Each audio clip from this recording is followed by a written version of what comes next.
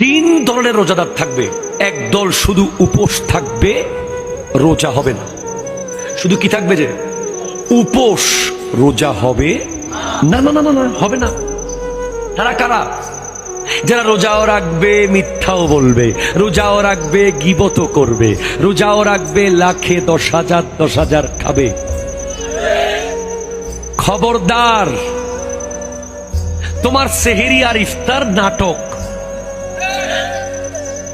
তুমি লাখে 10,000 নিবা, আবার সেহেরিও করবা, আবার ঘুষও খাবে, ইফতারও করবে, জুলুমও করবে, ইফতারও করবে, গালিও দিবে, রোজাও রাখবে।